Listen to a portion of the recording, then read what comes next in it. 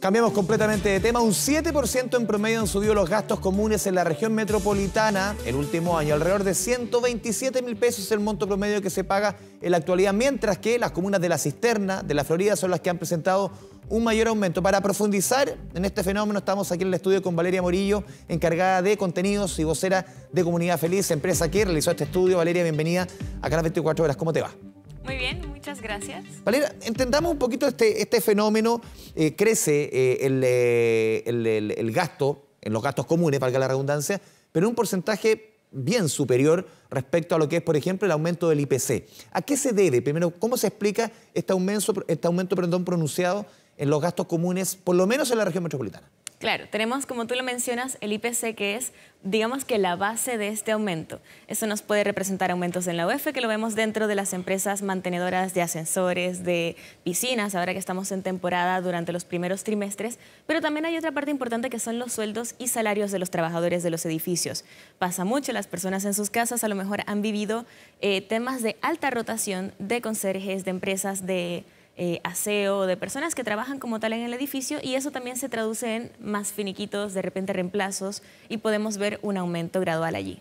¿Cuál es el gasto más relevante que tiene una comunidad, sea en un condominio, en un edificio? ¿Cuál es el gasto más relevante que en la boleta al final de los gastos comunes? Correcto. Como en top 3 ¿Sí? de gastos tenemos sueldos y salarios, y esto incluye tanto conserjes como también la administración. Tenemos también los seguros y, por supuesto, la empresa de mantenimiento a todos los espacios comunes. Ya, perfecto. Si ponemos en primer lugar el tema de sueldos, sobre todo, Correcto. Tú decías conserje, jardinero, todas las personas que trabajan en un condominio, en un edificio, uno también podría suponer que leyes recientemente aprobadas, con amplio apoyo de la ciudadanía y también del Congreso, por ejemplo, el sueldo mínimo, por ejemplo, las 40 horas, todo ello, claro, va en beneficio de los trabajadores, sin lugar a dudas, pero también significa, tiene este otro lado, que el fondo tiene el costo, por ejemplo, o el aumento, o significa una importante porción del aumento del costo de los gastos comunes. Total, y como lo mencionas, también recordemos que el año pasado se aprobó esta ley que hacía que algunas empresas comenzaran a cobrar IVA, que antes estaban exentas. Algunas administraciones, por ley, comenzaron a cobrar IVA cuando antes no lo hacían. Igual con algunas empresas de mantenimiento de espacios comunes. Entonces tenemos eso por ese lado. Consideremos que la ley 21.442, que le seguimos llamando nueva, pero ya tiene 2 años, también exige el curso OS10 para conserjes en este caso. Hay mucha gente que no lo tiene todavía y las empresas y las administraciones están invirtiendo en este talento para los conserjes que, por supuesto, ya están fijos en la comunidad, porque es obligatorio tenerlos y salen muchísimo más costosos si te fiscalizan y, bueno, no lo tienes. Sí, Valeria, ¿cómo se explica? Porque uno viendo el número, viendo el detalle del estudio que ustedes publicaron, son cerca de 4.000 condominios, edificios que ustedes tienen más o menos catastrados. Depende por comuna, lo decíamos en el enunciado, La Cisterna, La Florida, con alzas del 15%, y otras comunas que incluso caen, leía por ejemplo Lo Barnechea u otras, da lo mismo que sea sector oriente, claro. Da lo mismo en la zona de la región metropolitana. Pero ¿cómo explicar que en ciertas comunas suben, en ciertas se mantiene, en ciertas cae? ¿Hay alguna lógica? ¿Cómo se puede explicar? Por ahora, al momento de hacer el estudio, no vimos ningún patrón como para decir que en La Cisterna o en La Florida pasó algo que hizo que se aumentara. Realmente es más por la interpretación de datos. De repente hay menor muestra en estas comunas y por eso hay como un aumento mayor en ese sentido. Pero en sí tiene que ver por...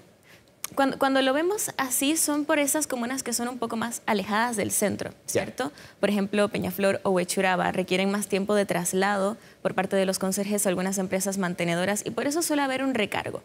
No te diría tanto como para que haya un aumento del 20% en el gasto común de la comuna, pero tienden a ser un poco más altos por esto.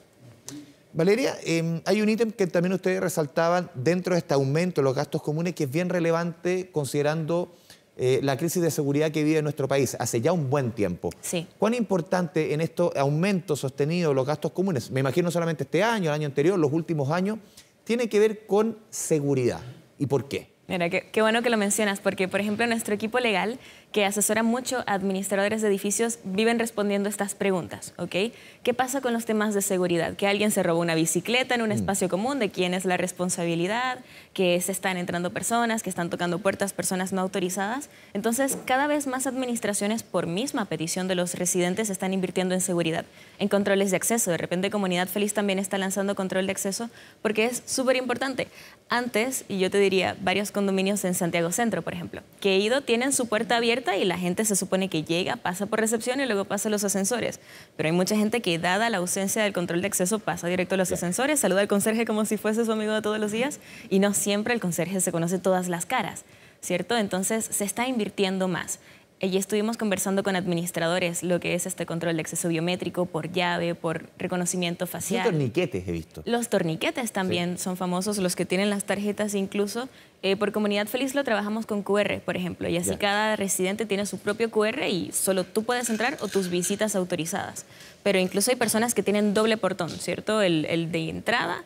Luego tiene como una garita para conserjería y luego otro portón que solo puedes abrirse, la conserjería te da acceso. ¿Okay? O sea, podríamos explicar quizás, tú explicabas muy bien al principio, el tema sueldo, importante. Sí. El tema de seguridad también es muy, muy relevante. Se está haciendo una inversión mayor en los últimos años. En los últimos años te diría. Solo que ahora se está afianzando más porque yo creo que esta idea se está internalizando en la necesidad, que ya no es un lujo, ya no es como algo entretenido de la comunidad. No. Reconocimiento facial, ahora es una necesidad. Es una necesidad, sí. Totalmente. ¿Y cuál es la medida quizás que ustedes han visto que es más común que se toma en edificios, quizás como decías tú, que quizás antes de estos últimos años hemos vivido esta crisis de seguridad?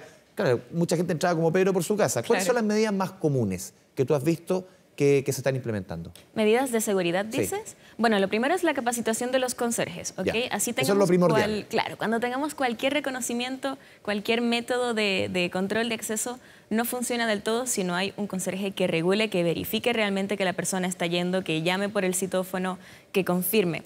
Por ejemplo, hay varias, ¿cierto? En Comunidad Feliz tenemos este módulo de control de visitas donde yo como residente puedo decir, ok, va a venir o viene mucho a visitarme mi hermana. Entonces, mi hermana yo la tengo como visita frecuente y el conserje ya tiene sus datos. Entonces, de repente, no le pide el carnet, no tiene que llamar porque ya se sabe que es una visita frecuente. Entonces, esto se suele hacer. Otras medidas de seguridad es capacitarlos a ellos y reforzarlo, ¿ok? El hecho de que no lo haga ya es como una falta del contrato porque el conserje está encargado de hacer este control de acceso y de velar quién entra y quién sale, ¿cierto? Y por supuesto también hablar con la comunidad y llegar a estos acuerdos tanto en la asamblea o el comité sobre cómo se tiene que invertir en el control de acceso. ¿Qué vamos a poner? Claro. ¿Vamos a poner estos torniquetes? ¿Qué tipo de tecnología se va a utilizar? Valeria, en estos momentos de una economía que, claro, ha pasado por dificultades, está recuperando el ritmo de crecimiento, es una economía que, claro, que está en un momento de cambio. Ojalá que crezca con mucha mayor fuerza, pero esto también, ¿cómo se traduce en la morosidad en los gastos comunes? Porque hablamos que suben los gastos en un momento económico que no es fácil para muchas familias. ¿Cómo esto se ve traducido en morosidad? Sí. Porque uno también tiene, yo llevo mucho tiempo reporteando economía y siempre te decían, cuando hay momentos difíciles en las familias, lo primero que se deja de pagar son los colegios, porque se puede postergar, y los gastos comunes en condominios y edificios. ¿Están así? Sí. Tocaste la fibra de la morosidad porque es algo latente, es algo presente. Lo que hemos venido diciendo, tú puedes estar percibiendo tu mismo salario por un tiempo, quizás has tenido un aumento leve en el último año, pero el aumento del gasto común no tiende a ser tan leve. De repente te sube unos 30,000 pesos, unos 40,000 pesos y uno se asusta.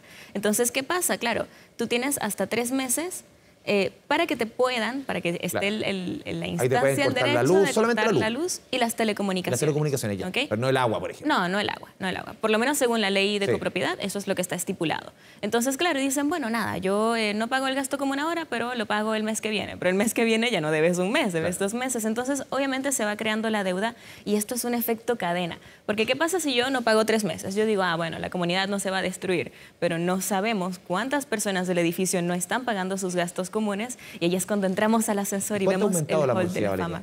Mira, la morosidad, según el último estudio, estaba sobre el 50% en el último año. Allí hicimos un estudio de el 2022 con el 2023. El 2024 aún no lo hemos medido, pero estaba siendo una cifra mucho mayor, ¿ok? No solo en la región metropolitana. ¿El 50% tenía algún nivel de morosidad? Sí, en edificios. Ya. Entonces, esto solamente, tú lo puedes ver como un número aislado, pero esto ¿qué representa? Que nos atrasamos con los pagos a proveedores, la comunidad de repente no tiene sus espacios comunes con mantenimientos, entonces otras personas al ver que la comunidad está fea, que el jardín no está sin regar, dicen, bueno, es que yo no voy a pagar gastos comunes porque eso está feo, entonces ¿para qué estoy pagando si nada sirve? Entonces entra la gente que no puede pagar y la gente que no quiere pagar porque no está viviendo en la comunidad que ellos esperan, ¿me explico? Entonces tenemos esa situación por allí y obviamente el atraso que tenemos a los trabajadores, a los conserjes, a la empresa de aseo, a todo esto. Y por supuesto, se vuelve un efecto cadena. Ahora, ¿qué opciones tenemos con eso que nos ofrece la ley? Podemos abarcar dos, que son los pagos con crédito, que es algo que ofrece Comunidad Feliz y beneficia porque la comunidad recibe el 100% de la deuda y el residente paga en cómodas cuotas.